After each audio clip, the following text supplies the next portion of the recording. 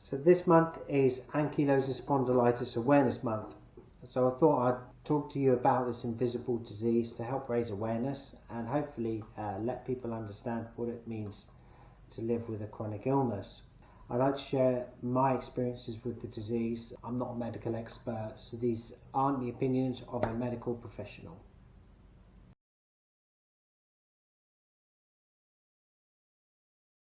Ankylosing spondylitis, or AS for short, is a chronic condition where the spine and other areas of the body become inflamed. It's a painful, progressive form of inflammatory arthritis, mainly affecting the spine, but can also affect other joints, the main one being sacroiliac joint, and other ligaments and tendons around the rest of the body. It can cause fusing of the bones or vertebrae over a period of time.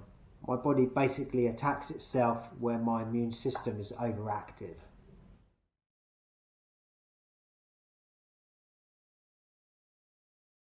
So the symptoms include stiffness, lack of mobility, chronic pain, chronic fatigue, brain fog, confusion, dietary issues. All can be a result of having AS.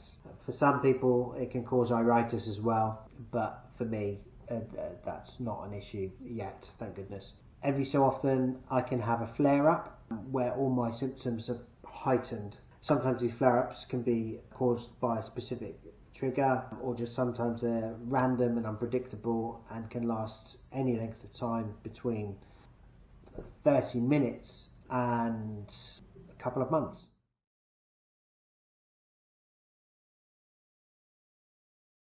For me, pain and fatigue are my main issues. There's a permanent underlying level of pain, and on a good day the effects are similar to kind of having the flu, where you're just not quite with it and everything takes a little bit longer and you're not processing things properly and you're just generally feeling very under the weather, but with the pain as well. And that's the minimum level all day, every day that we live with AS. At its worst, I've described it before as like hot lava with razor blades running through your bones and joints. I know that's pretty descriptive, but for me, that's as accurate as I could possibly describe it. It usually attacks my weakest joints, which are the left side of my sacroiliac joint and my cervical spine up here, and for my left hip, that obviously causes sciatica pretty much 100% of the time.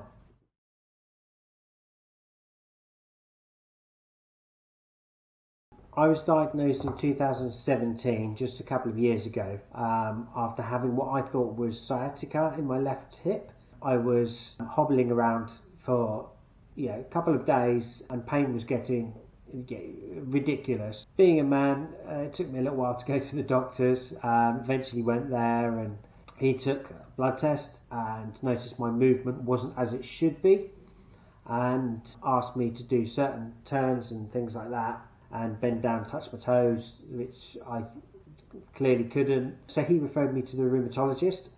Rheumatologist took x-rays, MRIs, a record of measurements, how far I could bend down while I was like standing up against a wall and things like that. They took a record of those and basically gave me a diagnosis of something called Axial Spondylarthritis, which is the overall name for things like AS and psoriatic AS and things like that, or psoriasis, or it's other parts of it which I don't really know much about. So I was diagnosed with the axial spondylarthritis initially. Then after a while symptoms weren't particularly getting any better, so I changed rheumatologists just for someone that's a little bit more local and a bit easier to see. He did a few more MRIs, a few more x-rays, and he tested me for something called the HLA-B27 gene, which is a gene that is hereditary, so is likely to be carried through your parents and their parents and things. And I was tested positive for that, which helped the rheumatologist diagnose or confirm the full diagnosis of ankylosing spondylitis.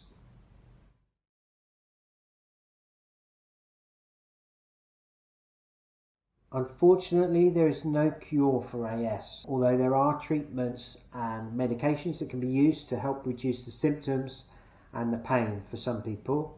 For me, I use treatments such as physiotherapy, hydrotherapy, stretches like yoga style stretches, all those sorts of things, just to help mobility and keep me hopefully one step ahead of everything. In terms of medication, I take NSAIDs, which are non-steroidal anti-inflammatory drugs. They basically are like ibuprofen, but turbo ibuprofen. Initially, I was prescribed naproxen, and then after several months on that, it didn't agree with me very well, so I was then prescribed something called Arcoxia instead. The idea of those NSAIDs is to reduce inflammation around the body. Alongside those, I take something called a biological medication, which is used by an injector pen, and that's called Imraldi. Originally, I was prescribed another biologic called Cosentyx. That didn't agree with me, so I was then moved to Imraldi. Whilst moving between the two drugs, I had to let Cosentyx get out of my system completely before I started on the Imraldi. Had another MRI to make sure that everything was where it should be to allow me to have Imraldi. So unfortunately, because of the time lag between the two, symptoms went through the roof in terms of like from a flare-up perspective. So currently I'm just at the end of that, so pain is pretty much right up there right now. But alongside those two drugs to help with the pain, I also take painkillers. Unfortunately for me, I'm limited to what painkiller I can have, as a lot of painkillers, in fact pretty much all of them that could be effective, cause problems with other medication I use for anti-seizure drugs that I have. So I take drugs for epilepsy, but painkillers stop the epileptic drugs from working. So I have to either take the painkiller, which gets rid of the pain, but I'm at risk or extreme risk of having more seizures, or I take a limited amount of painkillers which reduce the pain a little bit but don't, not all of it by a long way, and keep the seizures at bay. So that's what I've chosen to do. I worked with my GP to make sure that that level is the correct level, and it was a full discussion to make sure that that's what was the right thing to do for me.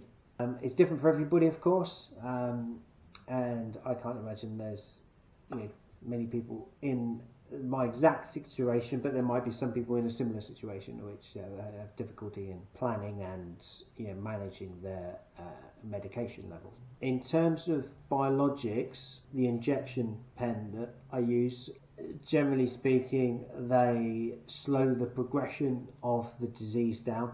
They don't stop it though. And how a lot of them work is that they reduce the efficiency of your immune system. So where AS is an overactive immune system, the biologic reduces that overactivity of your immune system, but brings it down to the point where it's a very, very, very low immune system. Because of that, it's great. It slows the progression of the disease. Unfortunately, the side effect of that is you're open to all manner of infections, coughs, colds, the flu. For me, it's a happy trade-off. I'd rather have that than knowing that if I don't take it, fusing of bones and things like that would be a potential reality sooner. So again, it's a happy trade-off.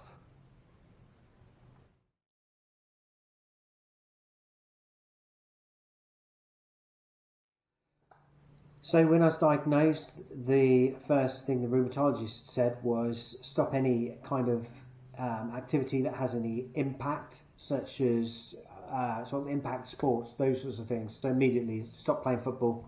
I play guitar, but I've noticed a huge difference in my ability to play over the past couple of years. My fingers aren't as agile as they were before, unfortunately. For day-to-day life, pain and fatigue are major disruptors. They can affect, my concentration and my ability to focus on just one thing. I can have a conversation with somebody, stare right at them, be nodding my head, and nothing's gone in. Completely nothing.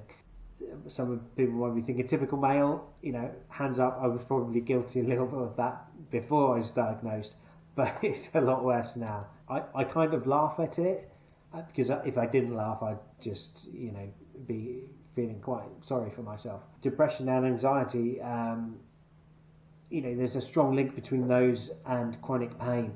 So these have to be monitored very closely.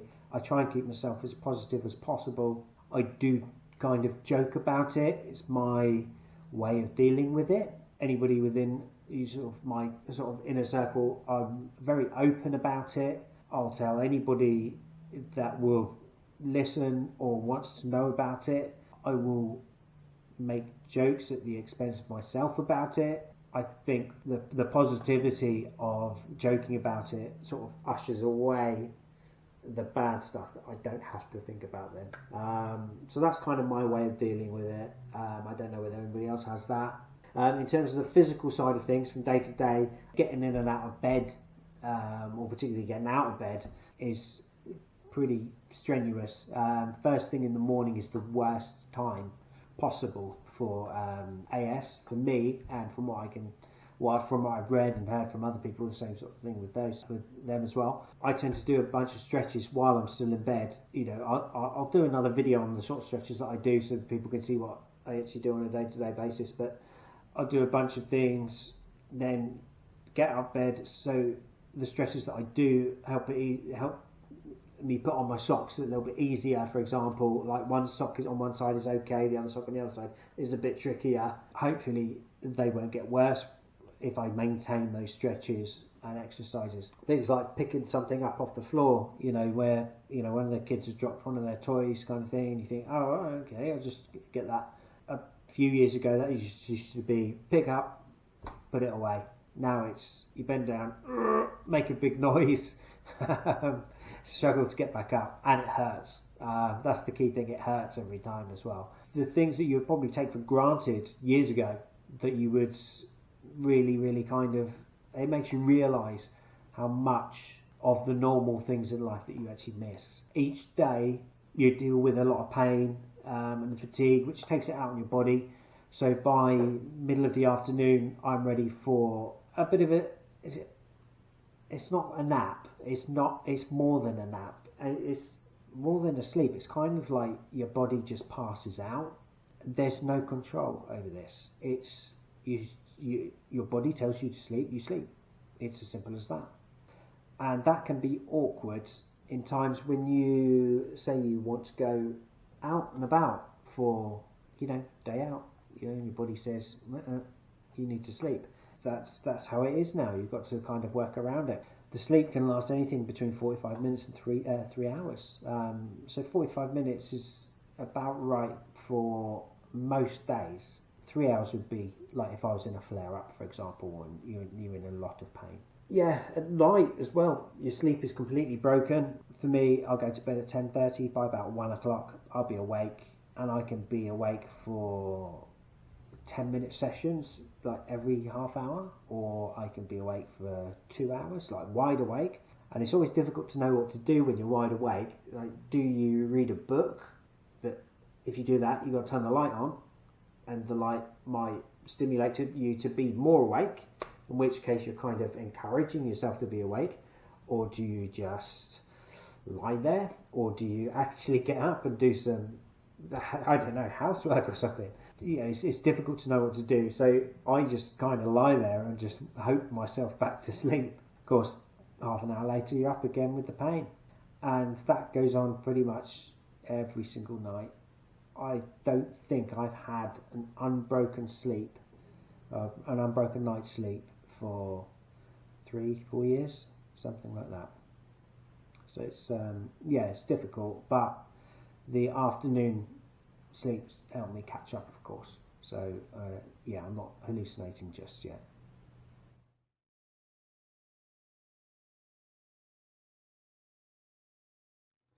So, as I mentioned earlier, AS can cause fusing of bones or vertebrae over, the duration of a lifetime. Hopefully, biologics and the medication will slow the progression of the disease down to make sure that that never happens. We know medical treatment is getting better every single day. So, fingers crossed, things will develop to such a point where there's going to be some sort of medical application that can stop the progression completely. In the meantime, I take each day at a time. If there's a bad day, I take it easy. I don't challenge it or anything like that. I just take some time out. On good days, I try to enjoy it as much as I can. When they do come along, on the rare occasions that they do, I do have a good day. Unfortunately, at the moment, I have a tendency to kind of get overexcited on a good day and go, let's go out, let's do something. I'll then go out and do something, overdo it, and then it's kind of like a case of crashing and burning. So I knowing my limits is something I'm still learning, and fingers crossed I'll get to that stage over a period of time, really. I hope you found this video useful. If you have any questions about AS or the medication or the physio side of things or the stretches, just ask in the comments below. If you've got any requests for videos that you'd like me to do, I'll do them. That's fine. There's not a problem. I was going to do videos about medication anyway, about what I'm on, how it works, those sorts of things. One about stretches and things like that, just to kind of get those out there. If you want to know more about AS, there's a website in the UK called NASS, N-A-S-S. You can find them on nass.co.uk, where you'll find very supportive videos, bits of literature that you can read through to help you understand it. But I hope it's been useful to you. If you've got any questions, leave them below, and I'll see you next time. Thanks.